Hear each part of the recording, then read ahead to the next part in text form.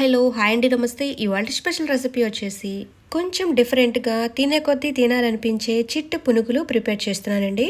ఇంట్లో ఉన్న వాటితోటే ఈజీగా అప్పటికప్పుడు వేడివేడిగా ఈ పునుగులు ప్రిపేర్ చేసేసుకోవచ్చు. ఈ చిట్టు పునుగులు వచ్చేసి పిల్లలైనా పెద్దలైనా ఈవినింగ్ టైంలో తినడానికి భలే బాగుంటాయి. వీడియోని ఎక్కడా కూడా స్కిప్ చేయకుండా చూసి ఇంట్లో మీరు కూడా తప్పకుండా ట్రై చేయండి. ఇక లేట్ చేయకుండా ఈ క్రిస్పీ చిట్టు పునుగులు ఎలా ప్రిపేర్ చేసుకోవాలో చూద్దాము. ఇప్పుడు ఒక మిక్సింగ్ బౌల్ తీసుకుని అన్నం వండుకునే రైస్ తీసుకుందామండి. ఒక కప్పు వరకు తీసుకోవాలి. ఈ చిట్టు పునుగులు వచ్చేసి రేషన్ బియ్యంతో కూడా చాలా బాగుంటాయి. అవి కూడా యూజ్ చేసుకోవచ్చు మీరు. బియ్యాన్ని ఒక 2-3 సార్లు వాటర్ వేసుకుని నీట్గా కడిగేసుకోవాలి. బియ్యం నీట్గా కడిగిన తర్వాత మళ్ళీ వాటర్ వేసుకుని మూత పెట్టేసుకుని ఒక గంట వరకు నానబెట్టుకోవాలి. బియ్యాన్ని ఒక గంట నానబెడితే సరిపోతుందండి. మరి ఎక్కువ నానబెట్టవలసిన అవసరం లేదు. బియ్యం గంట నానిన తర్వాత ముందు వేసుకున్న వాటర్ ని తీసేసుకుని మళ్ళీ వాటర్ వేసుకుని నీట్గా కడిగేసుకోవాలి. చూసారు కదండి, ఇలా నీట్గా కడిగిన తర్వాత ఒక మిక్సీ జార్ తీసుకుని బియ్యాన్ని మిక్సీ జార్లో వేసేసుకోవాలి. మీడియం సైజు ఉన్న 2 బంగాళదుంపలు ఉడకబెట్టి ఈ బియ్యంలో వేసుకోవాలి.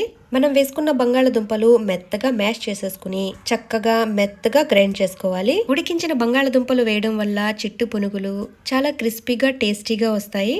చూసారు కదండి, ఇంత మెత్తగా గ్రైండ్ చేసుకోవాలి. చూసారు కదండి, పిండి ఈ కన్సిస్టెన్సీలో ఉంటే సరిపోతుంది. ఇలా గ్రైండ్ చేసుకున్న పిండిని ఒక బౌల్లోకి తీసేసుకుందాము.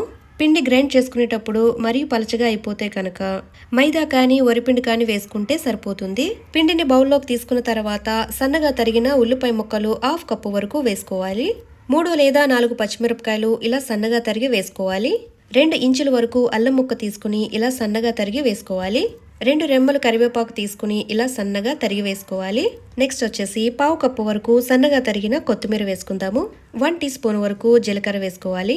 రుచికి తగ్గట్టుగా 1/2 టీ స్పూన్ వరకు సాల్ట్ వేసుకోవాలి. మనం వేసుకున్న ఇంగ్రీడియంట్స్ అన్ని కూడా చక్కగా కలిసేటట్టుగా మిక్స్ చేసుకోవాలి.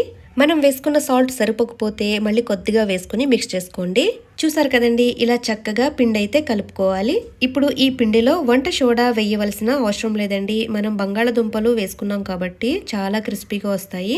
పునుగులు వేసుకునేటప్పుడు ఇలా కొద్దిగా మాత్రమే పిండి తీసుకోవాలి.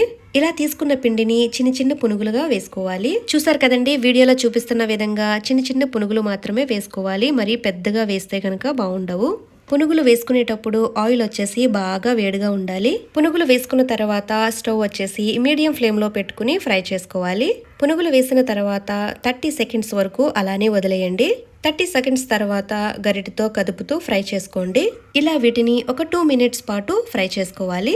చూసారు కదండి, 2 మినిట్స్ తర్వాత చక్కగా గోల్డెన్ కలర్ వచ్చేసాయి, వేగిపోయాయి. వీటిని ఇప్పుడు ఒక ప్లేట్లోకి తీసేసుకుని ఒక మంచి చట్నీతో తింటే చాలా రుచిగా ఉంటాయి. చాలా ఈజీగా ప్రిపేర్ చేసుకుని ఈ చిట్టు పునుగుల్ని మీరు కూడా తప్పకుండా ట్రై చేయండి. రెసిపీ నచ్చితే కనుక లైక్ అండ్ షేర్ చేయండి, సబ్స్క్రైబ్ చేసుకోండి. మరిన్ని స్పెషల్ వీడియోస్ కోసం బెల్ ఐకాన్ ప్రెస్ చేయండి. Thank you for watching mummies kitchen Telugu.